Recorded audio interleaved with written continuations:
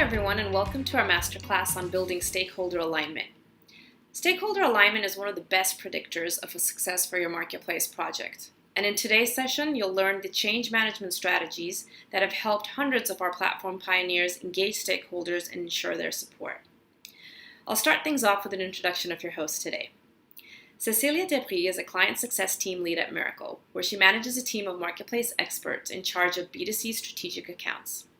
Cecilia and her team provide business support to Miracle's clients as they launch and accelerate their marketplaces. Prior to Miracle, Cecilia spent 6 years in management consulting at Oliver Wyman, where she supported large retail and fast-moving consumer good companies in their transformation. Victoria Varney is a senior solution consultant at Miracle, where she works with Miracle clients in retail, distribution, and manufacturing, guiding them to connect the dots between business and strategy technical decisions. Victoria has over a decade of experience in the retail industry as a technical project and product manager, including roles at J.Crew and Madewell. Cecilia and Victoria will begin by sharing their expertise and then open up the session for questions. Please feel free to submit your questions for the Q&A during the session. And with that, Cecilia and Victoria, I'm going to hand it over to you. Hi, thank you all for joining Cecilia and myself today. We are looking forward to running you through this conversation on change management. Change management is a critical component of all of our clients' marketplace initiatives. When you go through the journey with Miracle, it's not just about the technology, the tools, the platforms. It's about developing a brand new business model within your organization. And if you are part of a legacy company, you are going to have people that have very passionate opinions about doing things differently than how they've ever been done. And what the marketplace model does at its core is really push on a lot of what has been traditionally done in e-commerce and kind of flip it on its head. So there may be individuals within your organization who are going to resist hearing this message, let alone doing the work. And what happens here, if strong change management isn't applied, these people may get in the way of setting the model up for success and growth. The handful of people that are driving the initiative internally, so let's say your executive sponsors, the core marketplace team, they can only get so far by themselves. The true potential of the marketplace will not be realized without the entire organization really embracing it and getting behind this change. So change management should definitely be one of your priorities. And it's important both for companies launching a marketplace, but also for companies having a marketplace, because it's a journey. And as you can imagine, change management doesn't end at go live. And it's critical in B2C, but also in B2B, as habits from both suppliers, but also B2B clients can be quite different from a marketplace model. So our aim today with Victoria is to share with you best practices, like what successful customers have been doing, so you can leave the room with very actionable insights. So the first pillar of change management that we're going to touch on today is engaging the right people. And the first topic here is engage C-levels to create leadership, alignment, and strengthen decision making. And this may seem obvious and like a no-brainer, but it's a really important topic to focus on. There may be a lot of really large, complex initiatives going on within your organization that is going to be, distracting and taking time from obviously all of your leaders. So it'll be really important to make time to get everyone in the same room so that this focused point of view on the marketplace and its priority in the organization can trickle down to the rest of the teams. And I have a very interesting example of a Miracle client on this topic who wanted to start the implementation of the marketplace 6 weeks after the kickoff. So obviously that's possible, but slightly challenging. And the main risk in this case is to make decisions kind of in the corner, not involving everyone to try to make things faster. So in this case, we did exactly the contrary. We decided to set up 2 strategic reviews on the marketplace key decisions with the whole executive committee. So obviously the CDO was present, but also the head of buying, the head of stores, and even the CEO himself. And what happened during those discussions is a lot of challenges were done, but we finished the second session with a very clear view on the marketplace vision and also actionable plan for the implementation. So the main output of this, let's say, decision was that we had a very clear vision of what we wanted to do with the marketplace, but also we gained C-level executives who became champions of the marketplace. And they were the one then driving the change within their teams. Great. And that alignment doesn't just stop at the top, right? So it doesn't just stop with your C-level suite. As we talked about before, the marketplace really is a holistic project, a holistic initiative you're undertaking in your organization. You're building a brand new business model that's going to require engagement and participation with a lot of your departments. So it's setting up that executive alignment, but also setting up cross-functional support and really strong partnerships between the core marketplace and project team and these other departments. A lot of the departments that are involved would be, let's say, your existing first-party buying team or merchandising team, your customer support team, customer care team, finance and accounting. All of these departments will play a role in shaping your marketplace, and it's really key that there is a strong relationship between the core marketplace team and these other existing cross-functional departments in your organization, and leadership can really help here. And a quick note on this one, because I think it can be difficult when you level launch the marketplace to envision the impact of the marketplace and who will be impacted by this project. So here, really, Miracle Client Success Team are here to help. And for example, we have a list of workshops that we'll go through together.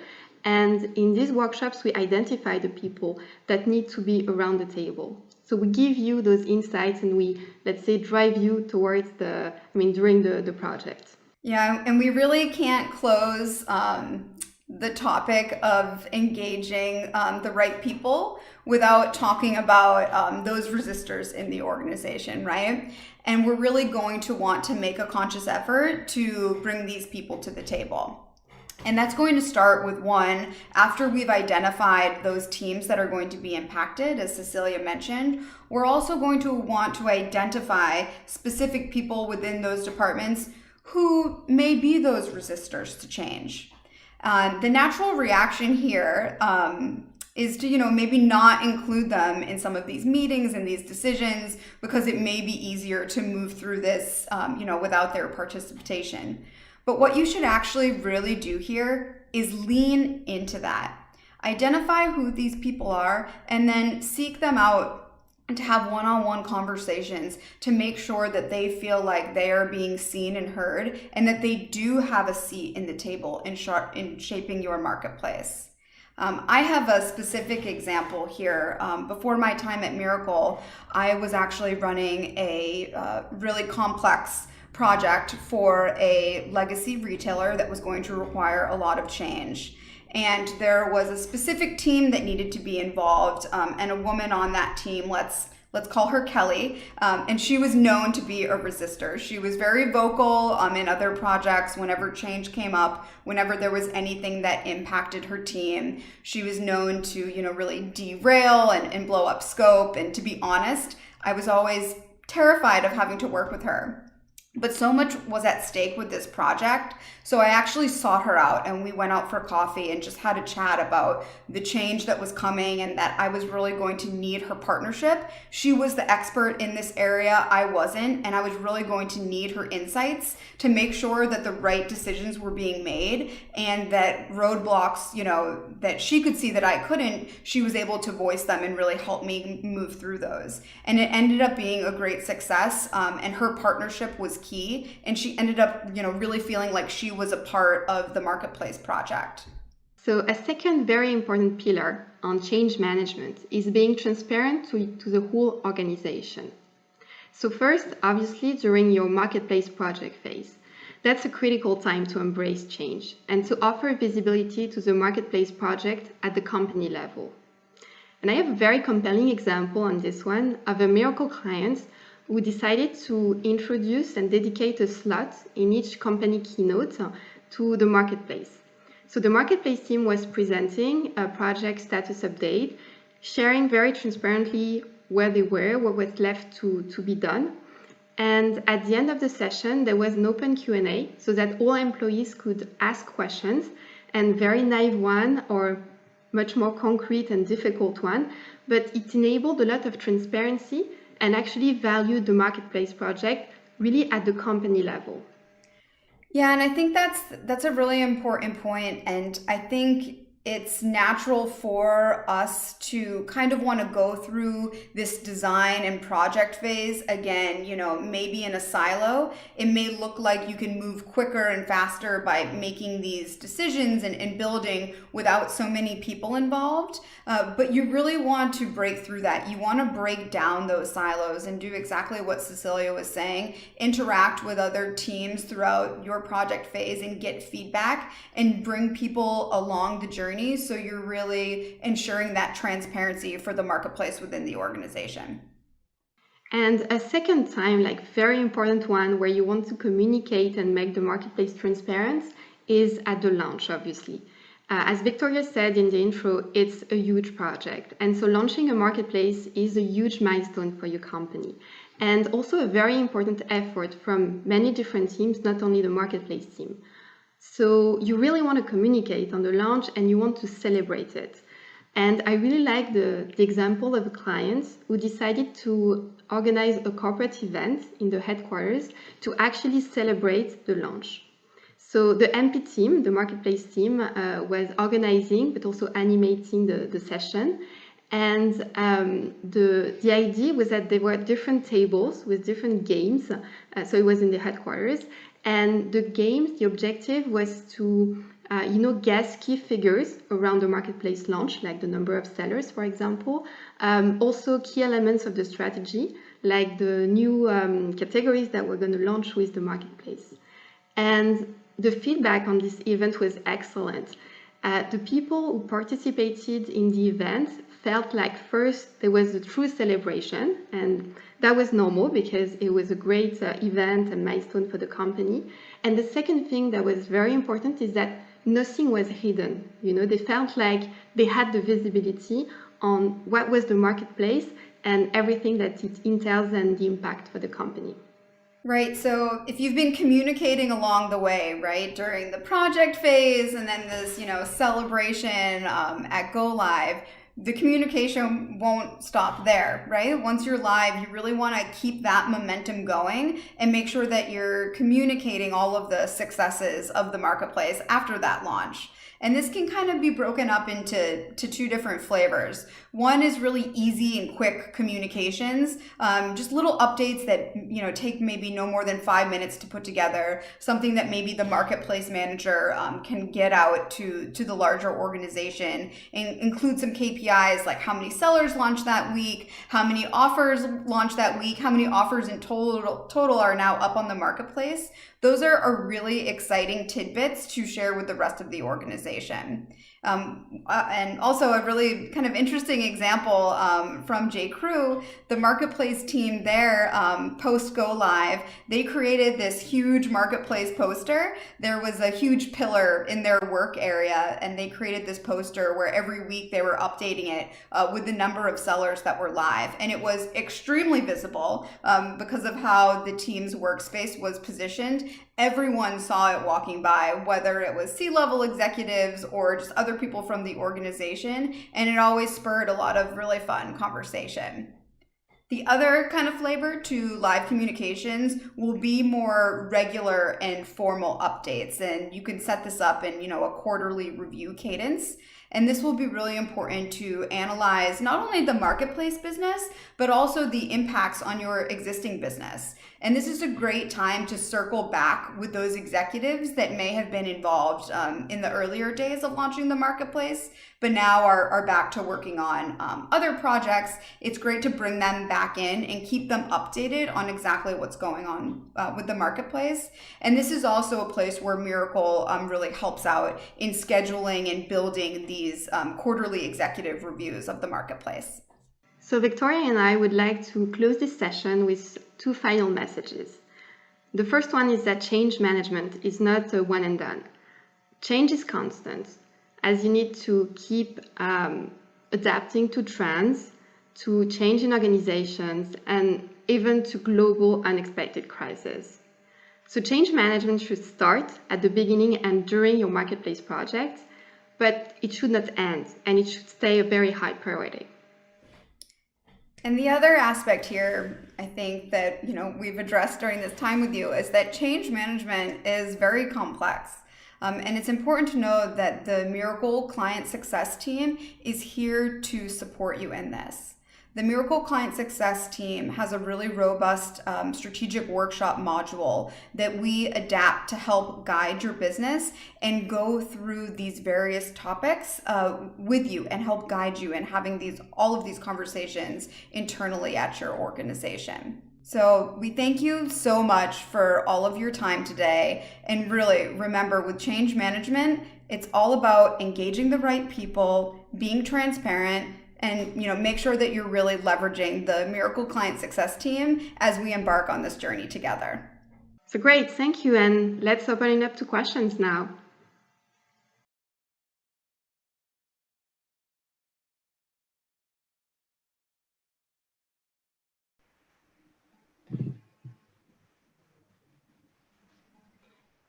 Okay, so it seems that we start receiving questions from the audience. Thank you. We'll make our best to answer them, of course. All right, Cecilia, I think I'll grab the first one. Sure. All right. So there's a few coming in, but I'm going to take this one first. How does the Miracle Client Success Team support us in driving change management? So that's a great question. I know during the session, we talked a lot about some high level concepts and theories maybe on how to manage change management. But I understand the need to understand really tactically, how are we going to work together to do that? So this is a great question. So starting right at the beginning, your Miracle Client Success Team is going to work with you. That'll include the executive sponsor and maybe already some key people from the core marketplace team that you've identified. And we'll sit down and really kick off our engagement together and map your organization to understand your specific context, your people, your scope, kind of what's going on internally. And then from there, Miracle Client Success has a very specific methodology. We refer to it as our customer success end-to-end process. And this process covers everything from design, launch, and then successfully running your marketplace. That process is going to rely on specific key milestones and meetings. So the first meeting that I was talking about earlier is the sponsor kickoff. So again, where we all sit down and really kick things off together. And then we'll move into a cadence of workshops that are going to cover specific topics. Some of those are going to include seller strategy, assortment strategy, and then there's a separate module for your technical workshops as well. There we will identify together the people who should be included in those workshops. So this is key for change management. The workshops are going to cover a lot of topics. So similar to a pick and choose, we're going to want to pick and choose the right people to include in those workshops. You're going to have your core marketplace team who typically attends every session with us, but we're going to want to bring in other people from different areas, different pillars, different teams of your organization, because they're going to bring a lot to those specific discussions. And this is key for change management because we also want to make sure they feel included and heard. And they're probably going to bring things to the table that may not have come up if they weren't included in those sessions. So that's key. And then finally, we're going to provide all along the way a lot of examples and benchmarks and tools to help drive change management in the workshops, in the discussions, and also outside of this cadence as well. Every client's different, so the scope of change management can be different depending upon if you're B2C, B2B, your industry. There will always be a flavor of change management, but it may change depending upon your context. So with that being said, there may be additional ad hoc change management tools, resources, or conversations that come up outside of that end-to-end process. And Miracle's here to support that as well with your team. So really a case-by-case example. And one other point here I just want to leave with, something that is really important. There's going to be a lot of things that Miracle brings to the table to help guide you here, but for your team and your organization to really adopt an outside-in perspective is huge for successful change management. It can be hard to, let an outsider in to, really embrace what's going on in your organization and give you guidance.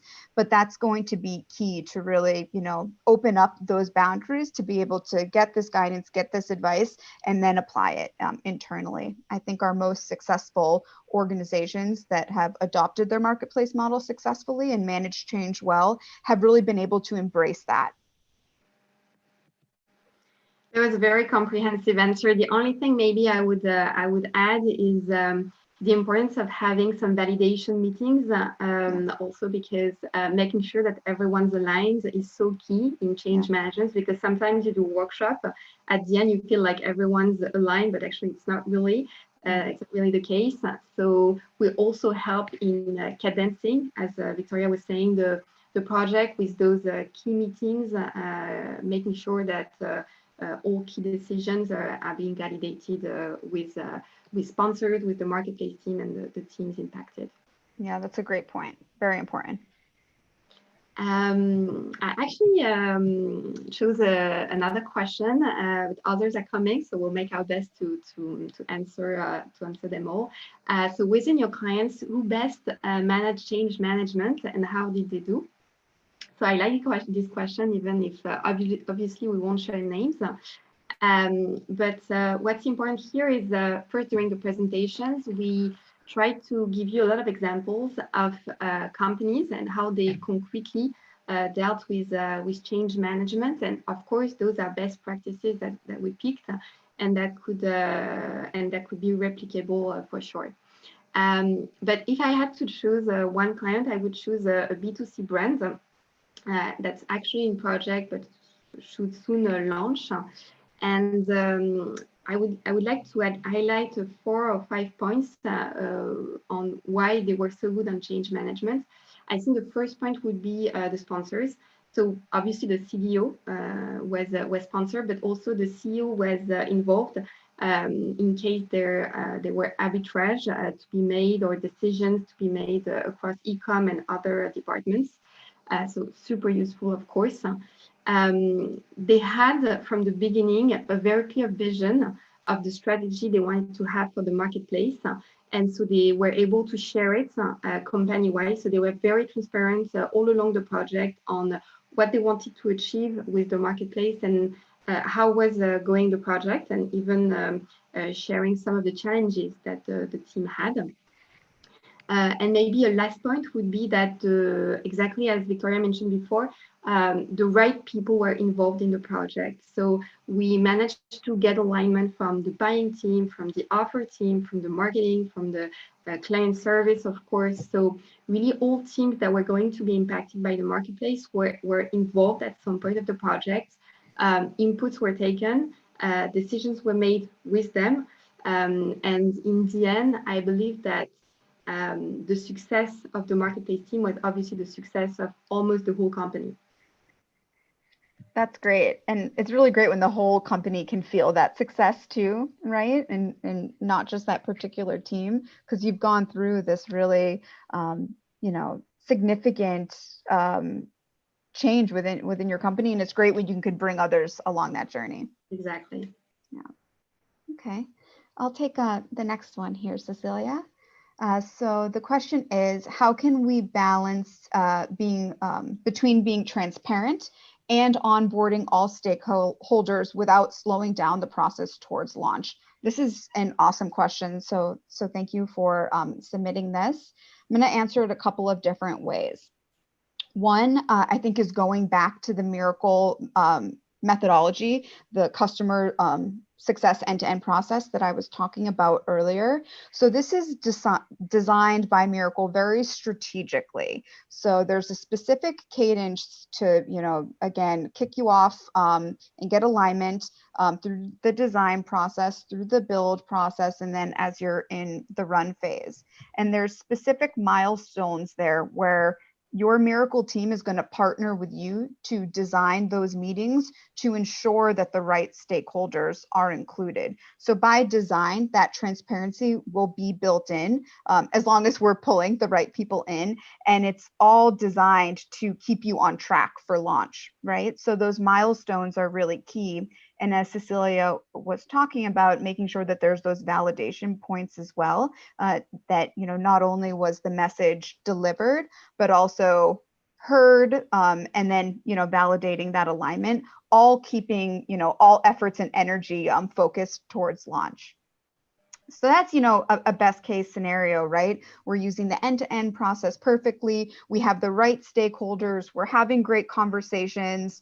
Some of them may be difficult, that's normal, but that the conversations are being had and decisions are being made. There may be cases where, naturally there is some friction and, there's some difficulty getting that alignment. I would say really coming up with your MVP scope and anything that's requiring, maybe more work or maybe slowing down the process, kind of building that parking lot of topics for your organization to come back to without slowing down that momentum for launch. There's, a lot to do and a lot to think about when you're launching a marketplace, but there's also some core fundamentals as well. So making sure those are prioritized and then making sure that there's a forum for those enhancements or more detailed discussions while not taking away from that critical path to launch. Yes, and I also like the question because it actually relates to the two pillars that we were talking about. So engage the right people. So you don't want to engage everyone, you want to engage the right people, but you want to be transparent to the whole organization. So actually, I think that's the second point is very important because you need to find your own ways in your company to actually share with almost everyone your progress, your marketplace strategy, etc. But for sure, you want to differentiate that from people that you want in the workshop. So we talked about company keynotes, but it can be different in your company. For example, you may have an internal website where you share news or newsletters or things like this. So really find your own way, I want to say, to share transparency. But obviously in the customer end-to-end process will involve only, let's say, the relevant stakeholders and not everyone. Yeah.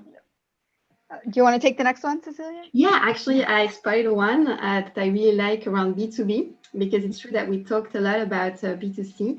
Yeah. So this question is about, you talked about change management internally, but in B2B, there's also a strong change to be anticipated on the client side, as the majority of our clients is not used to buy on the marketplace. So what's your view on this topic? It's a great question. It's true that in B2C, the customer adoption is, I would say, less of an issue because you will often, or at least will advise you to sell products on your marketplace that are next to your core categories or within your core categories. So actually for your clients, it will be a bit different for sure, because it won't be you selling the products, but it will be, I would say, maybe less complex than in B2B.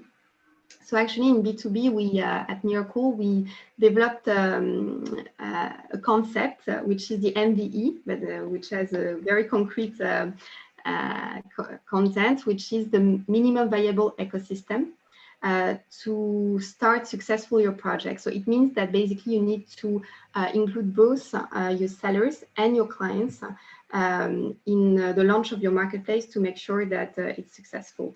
And so how to do that, how to build an MVE, I would say mainly by relying on your sales team. Why? Because they are the ones knowing your clients, being in interaction with your clients. And so you want them to provide you feedback. When I say you, it's the marketplace team. You want the sales team to provide you feedback on what the customer expected to see on your marketplace. So it will also help you for the seller recruitment part. And on the other way, I would say you want the sales team to help you recruit customers, the first customers on your marketplace. And so for this to happen, you need to actually share the value proposition of the marketplace with your sales team so that they are able to talk to your clients about the marketplace.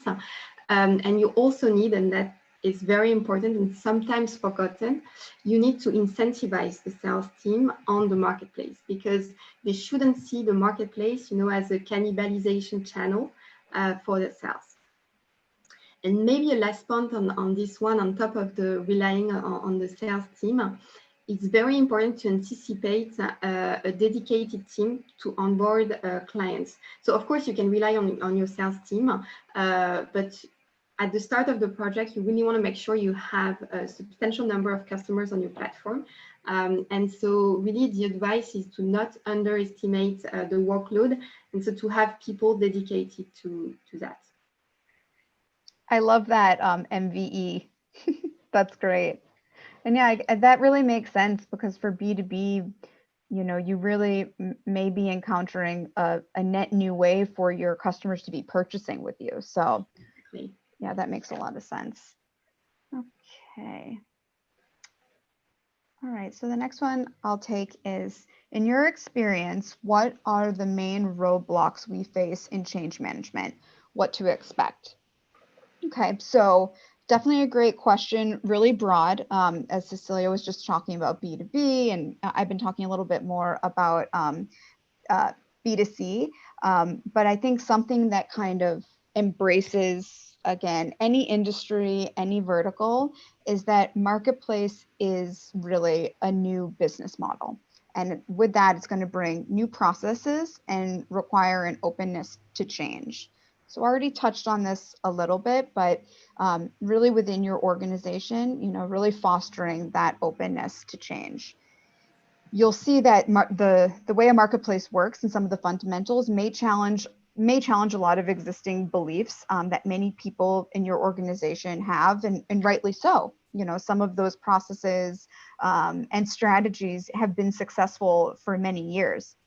But whether you're operating B2C, B2B, retail, manufacturing, marketplace may kind of, spin a lot of those thoughts and beliefs on their head and kind of flip them. But that's where exciting change happens, right? So one of the key aspects of getting through that roadblock, which will get addressed during your time with your Miracle team in that end-to-end process, is going to be explaining how the marketplace model works to the larger organization. And again, that will happen in those workshops, but there may also be, ad hoc meetings, really high-level meetings where that gets discussed as well.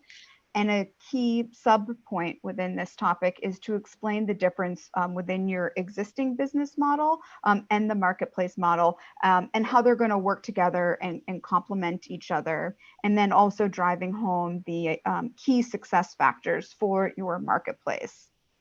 And a few examples of what those factors may look like.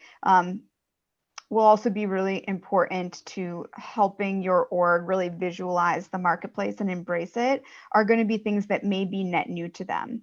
So one is that, and Cecilia was kind of talking about this in her last point, but that your sellers are going to become your customers as well. This is something I talk a lot about with really with my the product managers I work with at a lot of organizations.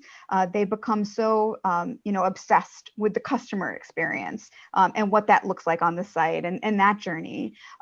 But you're gaining a new customer with a marketplace, and that new customer, at least in B2C, is going to be your seller.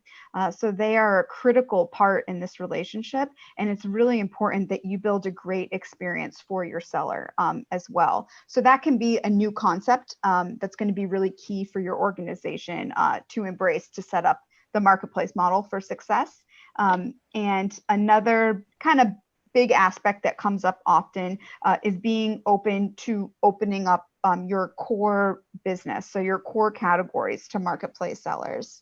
An example here will be, let's say you one of your core categories is toys. So you maybe specialize in children's goods, let's say, and you already know you're open to launching maybe apparel and other, kids specific categories, but there may be pushback to going into toys. You're going to want to really approach this head on with your merchandising team, with your buying team, because that's going to be one of the most critical aspects of success for your marketplace. Your customers are already coming to your site for toys, so why not further excite and delight them with an extended assortment within those categories, and also that competitiveness on price.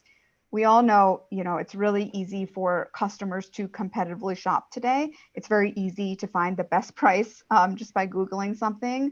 So you really want to be able to have the seat at the table to win that sale on your site.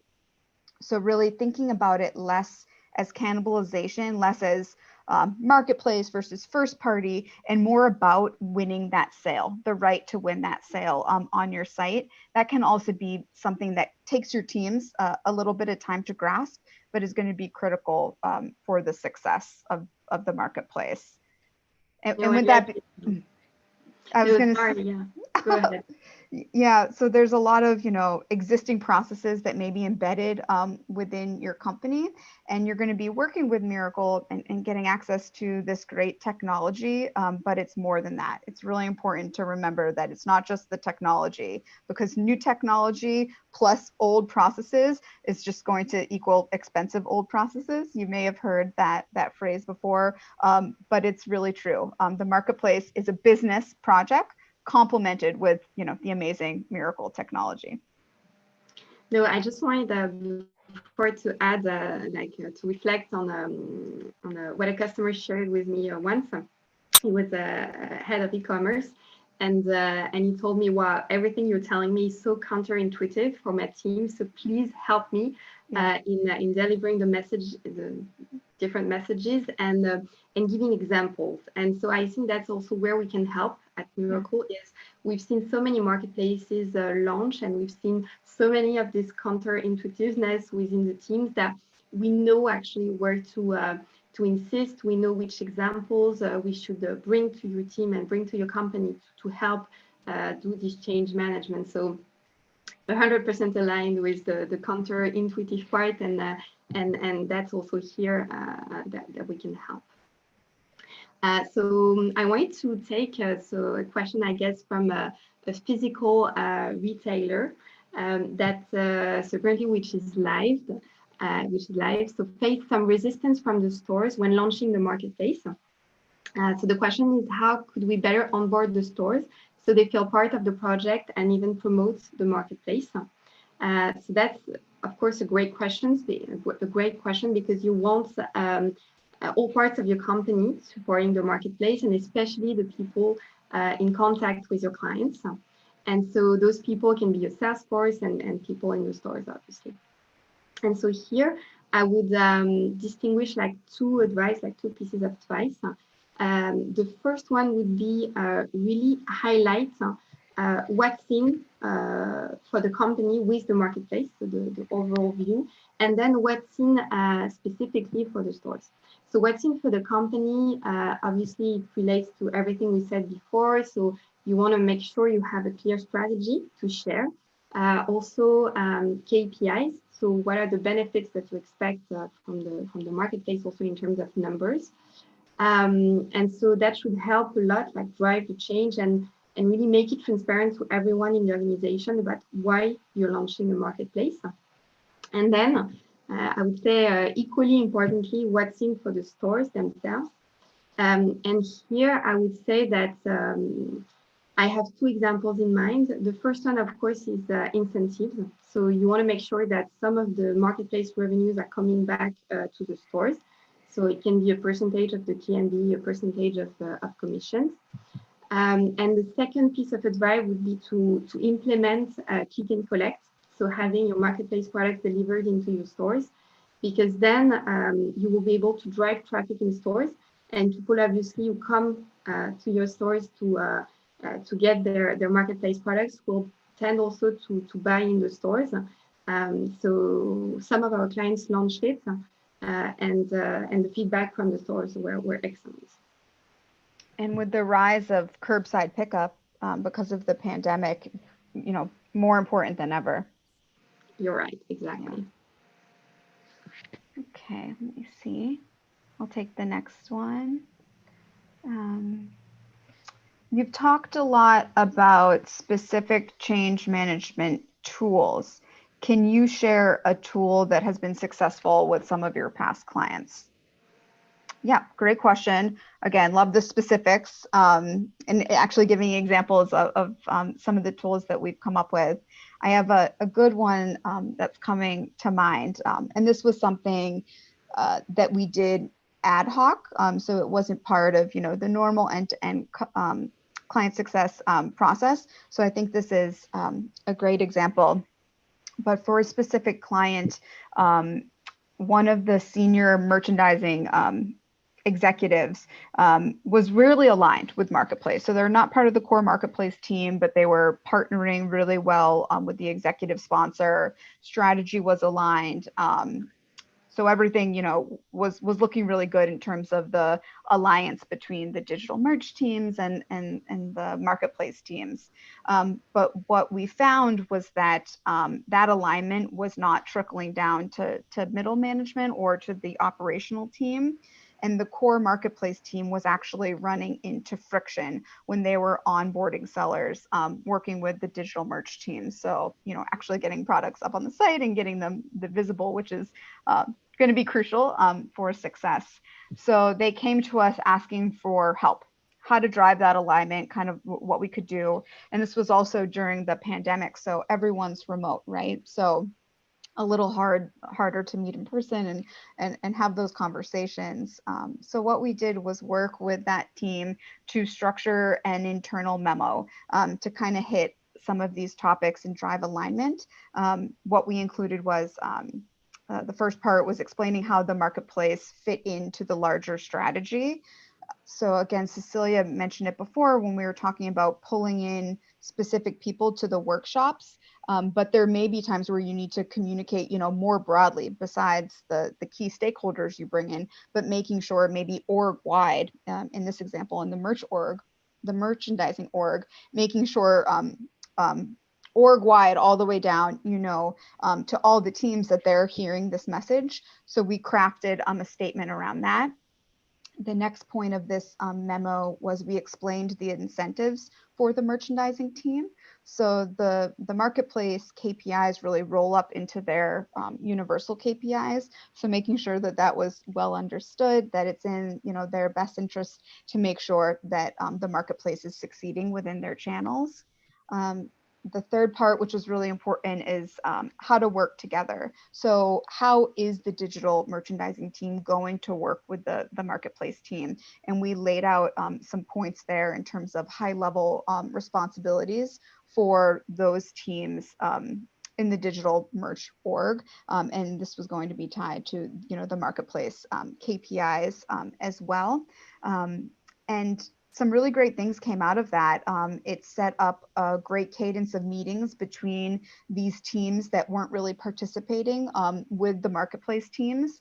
They started doing this on their own, setting up weekly meetings to review, what was coming for their category. They started to get really excited as, starting to realize how much impact it's going to have on their category. So a lot of excitement came out of it. And how it was, really, quite beautiful is there was a lot of resistance, a lot of pushback, people not wanting to get involved. And then just with this email, we were able to flip that. And there was now this new interest, this new excitement. People that were standoffish were now asking how they could help, how they could participate. And it was really great. And it also didn't take a lot of time. It was, an email communication. It wasn't a big meeting. It wasn't, a 2-hour long Zoom call. We were able to craft it in a way that was still structured and, official. But it was, it was an email that was well received. And a lot of success came from that. I love this example. I mean, I didn't see the memo, but I will sure look at it now. Oh, I'll share it with you after this, Cecilia.